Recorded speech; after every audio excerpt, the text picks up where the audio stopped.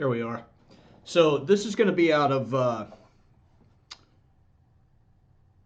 O'Fallon, I believe, Missouri. I think it's right outside of St. Louis, the St. Charles County, or yeah, St. Charles County maybe.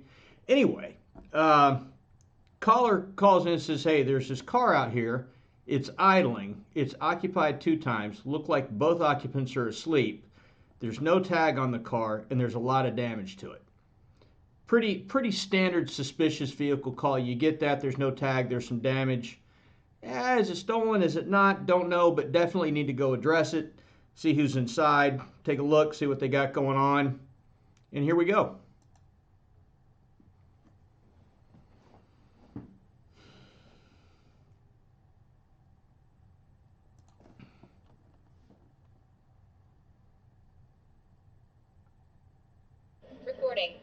Recording. So just looking at the car, the damage, is that normal wear and tear, or is that damage you would expect to see from, I mean, sometimes on stolen cars, not every time, sometimes, you'll see that the rear passenger windows have been broken out, or the rear driver's side window has been broken out to get access to the car. This thing looks like it's just been beat to shit.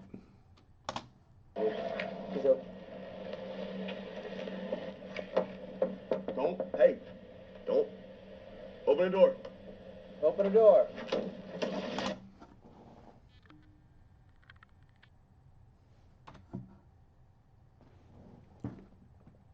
So, not judging, just saying, is that the best option? Because what do you do if you knock your gun out of battery? Is it likely? Probably not. Is it possible? Yes. You have other tools for that, or is it necessary at all? Maybe it is, but I don't know that I would use the one thing I've got to save my life, or the lives of other people, and I'm going to use that to break a window, especially like that. Don't. Open the door. He sees something. Watch out.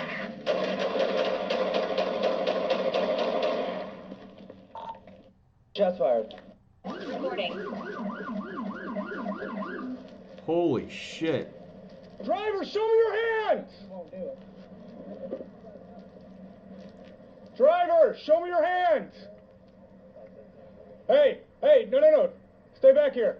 Pull. No, I'm gonna get him up. Just cover him. How many are in the car?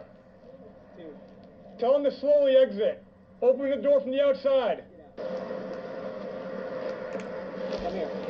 Hands on top of your head. On top. Interlock your fingers, turn the other way. Walk back towards this mantle.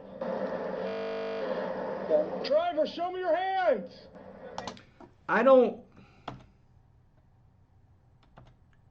and maybe it's just me, I want to go back here.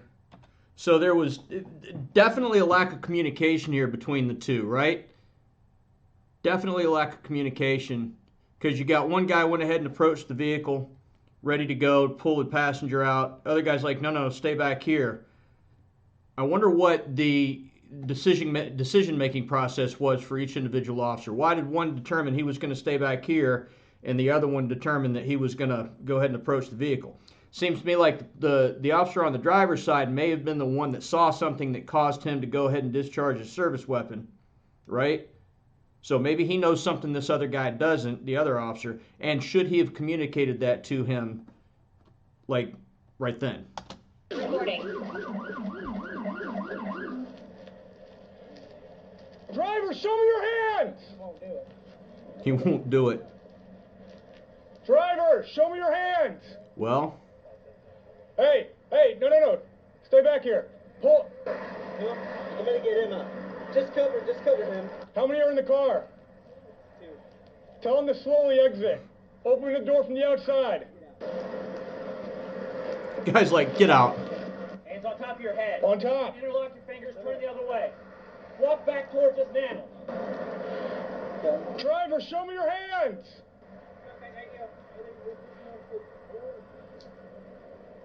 Driver, show me your hands!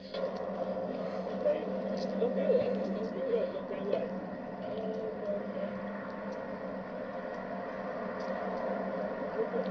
Driver, show me your hands! Come on, everybody.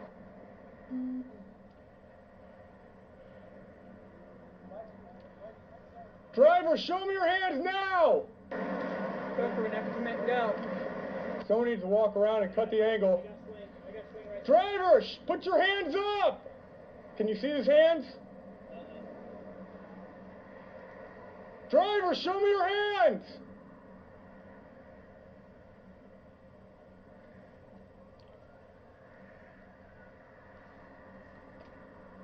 You can't see anything?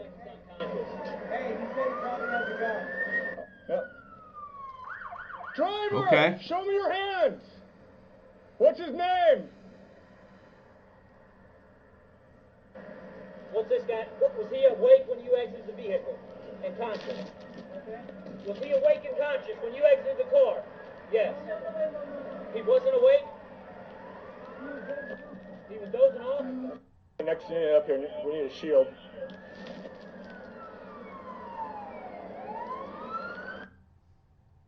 Driver, show me your hands!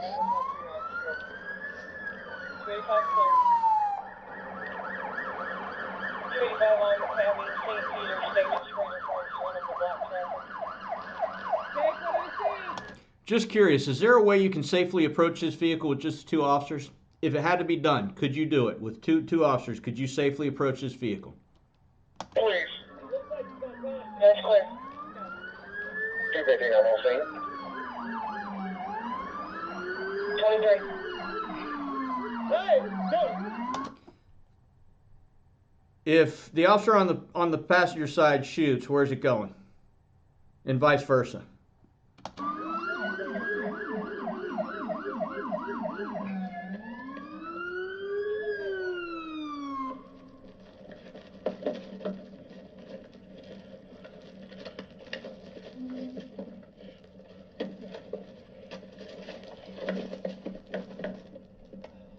Hey. Got hands? Yep. I'm coming over to unlock. Unlock.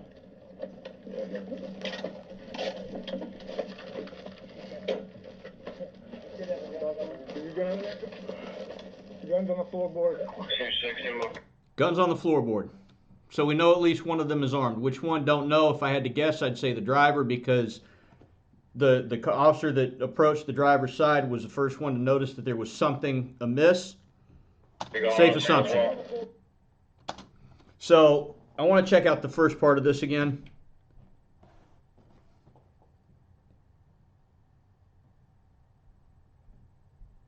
Recording. Recording. He's up. He's up. So he looks in, sees something, pops back, draws a service weapon. So he sees something there immediately. Don't. Open the door. Open the door. Watch out.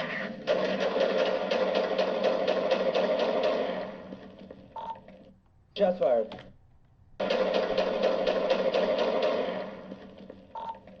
Shots fired.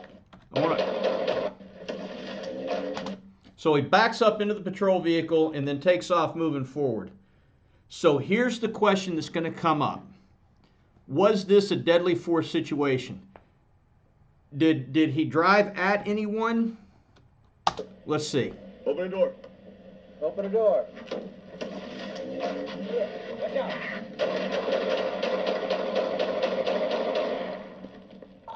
So what is the argument here for deadly force? Sees a gun, right? What he believes to be a gun. A reasonable officer would look in and say, okay, that's a gun. I know what a gun looks like. Subject backs up, strikes a patrol car. Is that incidental or not? Don't know. And then proceeds forward. So what is your thinking now? What is your thinking in the way of your use of deadly force? Does Tennessee versus Garner come in here? Or what about some other Supreme Court cases? What comes into play here that's gonna come up in court for this use of deadly force? What questions are going to be asked? Recording. One more time, just because. Open the door. Open the door. Watch out.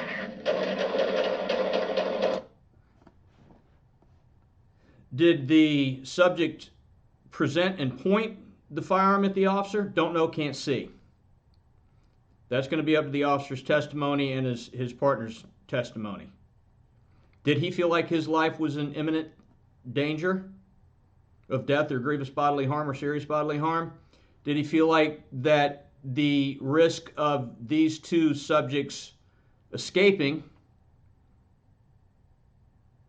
the risk to the community at large, was great enough that was an option, or that this was an option? So we've got what we later determined to be a stolen car, a firearm that I believe was stolen. Not 100%, but I think I read that. So, you know, if you put all this together, totality of the circumstances, right? What do we boil this down to? When we boil all the meat off of this, what do the bones look like? That's going to be the question. Thank you, Windows Update. You guys let me know in the comments down below. This should be interesting. This will be one to watch to see what happens in court. So, yeah. Guys, be good or be good at it. We'll see you next time. Be safe.